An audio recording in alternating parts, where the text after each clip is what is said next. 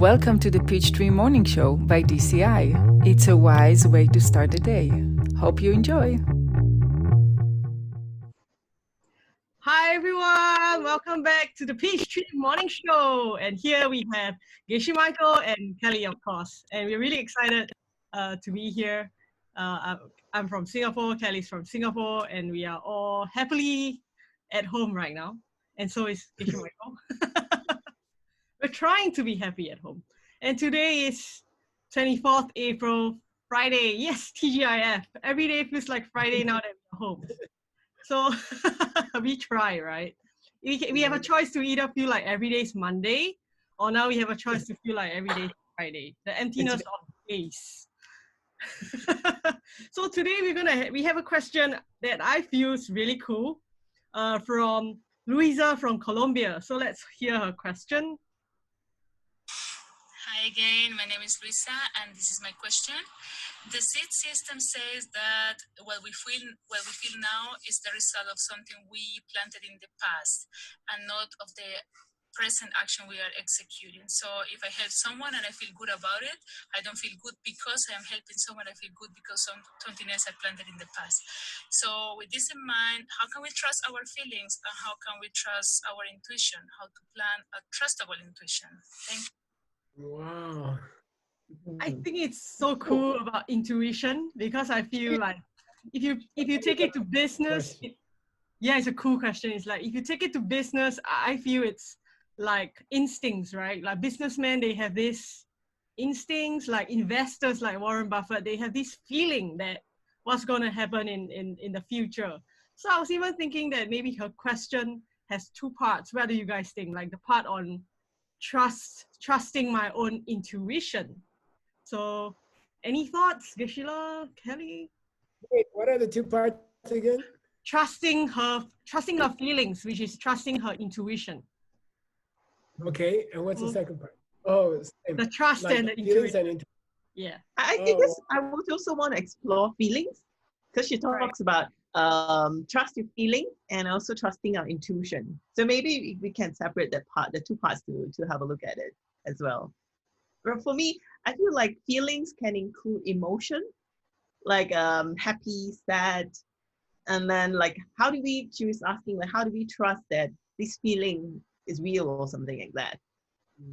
Like I'm feeling happy now. I know that my now current happy seat is because I can't make others happy in the past. Now I'm feeling sad. But I remember Geshe Michael talk about this in a Bali retreat, the Wheel of Life retreat.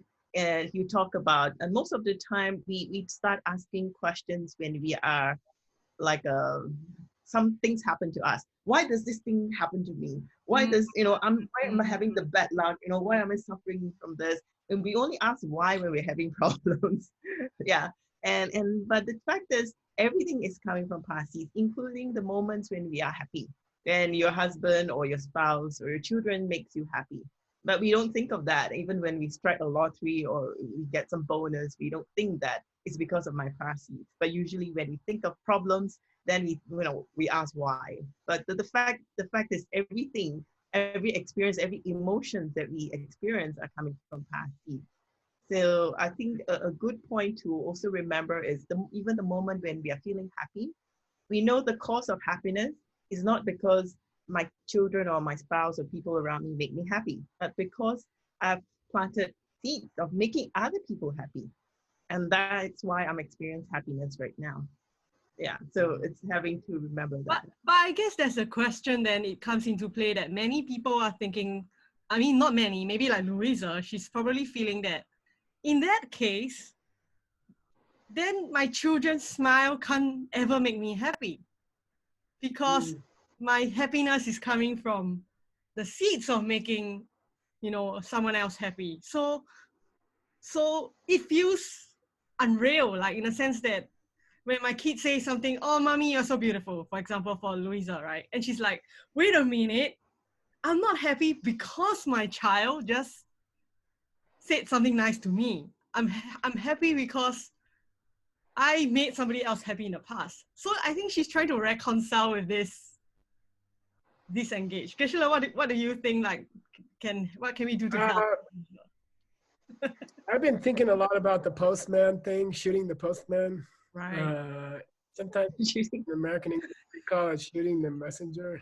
And the story's about a famous general lost a battle, and he sent a messenger back to Rome to the emperor, and the messenger has to tell the emperor that the general lost the battle, and the emperor gets angry at the messenger and kills the messenger.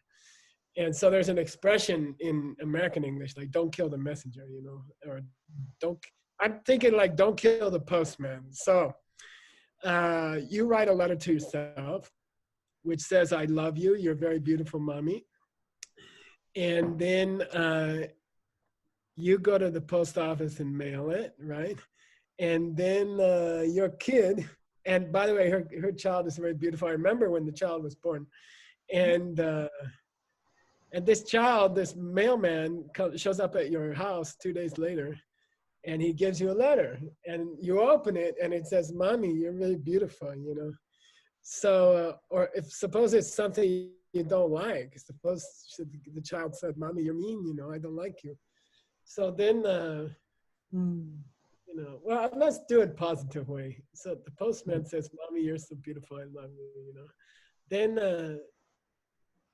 I should feel happy at the postman, or I should feel happy at myself who wrote the letter 2 days ago, you know. And, you know, DCI, we always teach people, oh, you wrote the letter, you're responsible for the good things and the bad things.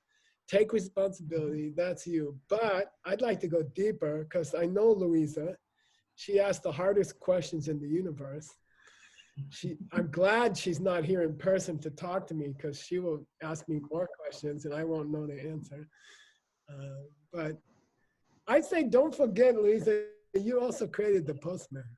Okay, you also created this beautiful child who's delivering you the beautiful words. So you can take credit for the beautiful words, and you can also take credit for the postman. So that's okay, you know, that's okay. And you can be happy about the postman, and you can be happy about the letter. So that you just get double. So in that sense, then can we tell Louisa that, and even ourselves, that we can trust our feelings because the feelings are what we planted? And even the feelings of trust, whether or not we trust something, could be our feelings for someone, is a result of seeds of trust that we planted before. Yeah, you can say that. Yeah, I mean, in the end, it's more trustable if it's coming from your seeds. Right? So, I have a question. Like she talked about intuition. What's the seeds for intuition, Geshe-la? You know, oh, you do it. You do it, So Julie. I want to just add on to Kelly's question to make it more difficult for you. Just kidding. Is that because I was rereading this book. Yeah, I just read it for the first time in 20 years recently.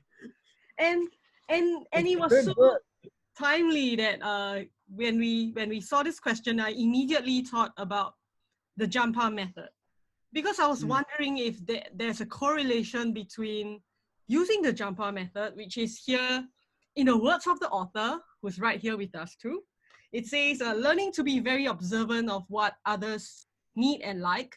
This is so you can give them what they want the most. So in a way, you are actually, can I say that we are planting seeds of preempting? We are preempting what somebody else wants. Yeah. And when we do that, we plant seeds for intuition. I think that's cool. I didn't think about it that way, but it sounds cool. It's like you're anticipating the things they want, and somehow that helps you gain intuition. I think that's a beautiful idea. I think it's a very cool idea. I think it could be that way. Yeah, you're anticipating for them, right? Yes. So then you will get into. I think the worst thing about intuition is when you lose it. You know, like.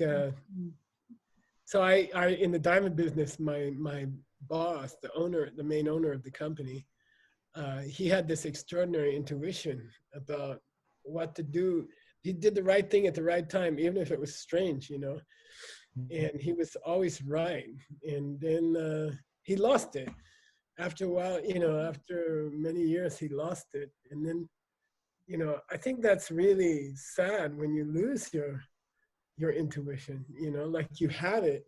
Yeah. Or like you're a musician and you make a great song and everyone loves it and they say, make another one. And you're like, oh, I don't know. What do you guys think? Kelly, How to keep intuition going? yeah. So does your intuition here relates to creativity in a sense? Well, I'm kind of twisting it that way. I'm not sure that's the way Louisa meant it. How do you think she meant it? I think what she's saying, feeling like it's a sense, a feeling that something's come, whether she has a feeling of what it's going to be, and then whether she can trust that feeling. Like a future sense. Yeah, the future sense that we talked about some time ago. Yeah, the ability to see beyond, like the sense. I think this is cool. Like I think it does kind of relate to creativity in a way. Future sense, creativity, what's good to come. Yeah, I think Hugh Mori, what's his name again? Sony, the founder of Sony. Yeah, Sony. Yeah. That he's always thinking ahead of what people want before they know what they want. Before they know before they know they want it. So I think that's really cool, as in you're thinking way ahead, like maybe as what Jean was talking about, the jumper method. You're trying to think ahead of time what people want. And then that plants the seeds for intuition. I think that's really a cool way to look at it. And creativity, it does. Which is that, Louisa, I mean, if you say you can't trust the feeling, or, you know, it's kind of weird. Maybe the fact that you go on a vacation, like we went on a Paris vacation and we had a terrible time. And then I just went out and dug holes all day. I dug for my beads. I was digging some. I dug for like 4 or 5 hours, and it's hard work. And I feel wonderful. I feel very happy from the shoku, ichi shoku. Oh yes, So suffer together. Yeah. And that's a sign, I think, that the feeling is not coming from the thing. You see, because I had hard work all day and I felt happy. And then I went to the most beautiful city in the world and felt, you know, like busy. And I couldn't enjoy it that much. I think that's a sign that the feelings come from somewhere else. Mm-hmm. And it's very frustrating if you keep trying to set up good experiences in Paris and you keep having not such great experience. It's very frustrating if you don't figure it out in your lifetime. You're going to keep going on vacations and fighting with your family and stuff. Right. Yeah. I have a question though. Like I'm just really curious, and I'm just like leveraging on Louisa's question about trusting your intuition, right? Like I think most of us, we want to have a sense of what's going to happen in the near future, right? And will my sense be accurate in the sense that, okay, let's say I have a feeling that my deal is going to happen in my business. Like I'm going to, you know, or like I write a book and it's going to be a bestseller. How can I trust that, in a sense that I think maybe trusting here means, is it really going to happen? So what can we do to make sure it happens? I think a lot of coffee meditation about the cause, you know. So let's say I have an inspiration to write a book, you know, and I think it's a great idea, as usual. And, you know, so I think what she's asking is, well, how do you know it's really going to be a good idea, you know? Like you have a feeling it's going to be a good idea, but sometimes you have a feeling it's going to be a good idea and it's not a good idea. Okay, so can you trust this intuition? I would say if you did heavy coffee meditation about the thing that you're having intuition about, then you can trust the intuition. That's what I'm thinking. What do you guys think? I feel like there's two directions. That is what you're talking about. I mean, the intuition, meaning you have done something good before, then you have to cease to see something good. And then that's a coffee meditation to water the seed. And then the other part is the trust. You can have intuition, but you don't trust it. So Yes. the fact that whether you trust or believe your intuition is another seed that you may want to think about planting. That is maybe being honest, your speech, honest speech, and being truthful with your speech, and being trustable yourself. So Reliable, maybe right? that's yeah, you plant the seeds of trust so that you always have the seed to believe what intuition you have, the feelings that you have. I think we can have that two approach. Yeah. That's, you do what you say you're going to do. You're Yeah. consistent. Yeah. And then you can trust your intuitions. I like that. That's cool. That's cool. Yeah. I'm just like, like just because this whole question was really intriguing to me. Like I feel that, most people call it the sixth sense, right? Like, and most of the time, the sixth sense is not a good thing in a way that I have a sixth sense that something bad is going to happen. It's like I have a premonition that something bad is going to happen rather than something good is going to happen. Is there also then that what kind of seeds decide whether we have an intuition that is more geared towards good things happening or more geared towards feeling that bad stuff are going to happen? Can we say that, just curious, Geshe-la, or Kelly, does it mean that when we have an intuition of something's going to happen, is we actually get a sense of what seeds are going to ripen for us? Yeah, I think so. But boy, that's an interesting question, because the intuition, I guess it depends how you use the intuition. Like if you can really intuit that something bad's going to happen, maybe you can change it before it happens. That would seem, is that a good seed or a bad seed? It seems like a mixed seed, something like that. But it's a good question. Like we've always talked about intuition as something good, but what about intuition about something bad? I don't know. Yeah. It'd be interesting to discuss what's the karma for that. Yeah. What do you guys think? Kelly, Like what do you think? Intuition that you're gonna lose all your money or something. I don't know. Or like you're gonna trip and fall and break a bone, which happened to my niece. This morning I got a message that my youngest niece, not the one that's staying with me, she actually broke a bone because she fell. So I'm like, if my sister had an intuition, could she have mitigated the fall and do something about it? Like Kelly, what do you think? Like this whole thing about intuition is really cool. I think I also see it as a positive way, as in even if that my intuition is about something that is going to misfortune or something bad's going to happen, but if I can foresee that, meaning or I have a sense that something bad might happen, then I can immediately do 4 powers or try to plant something good in the opposite to try to prevent it from happening, in a sense, because then I know that if this is going to happen, then what can I do now? I think every possible problem to come as an opportunity to plant good seeds, to change, reverse the situation. I think that can be also a good thing, in a sense. That's how I feel. What do you think? I think we have a lot of great content in today's show. It's really cool because I want to have intuition, to have a sense of what's going to happen in the future so that I know what to fix and I know what to copy meditate so that I can accelerate the good stuff happening. And I think many of our viewers of the Peachtree Cafe show definitely are interested to know, how can I speed up my good seeds and intercept the bad stuff before it happens. And I think that's level 8, the anti-missile. Oh, Right, yeah, Geshe-la, right? So I was thinking that it's so cool if we can know what to do before anything happens. Like, it's like it's so sexy, the future sense thing, I feel. So Louisa really asked an awesome question. So for today, I think we're going to do a wrap-up. Kelly, would you like to do a wrap-up or you? it's me You again. are really good at doing wrap-up, so I thought that why not? Okay, so we talk about the feelings and intuition as kind of can be 2 separate things. So the feelings about emotions of being happy and or sad, and then we have to we can recognize it as past seeds and ripening, and we understand that it's coming from seeds, and we can plant more to create more happy moments.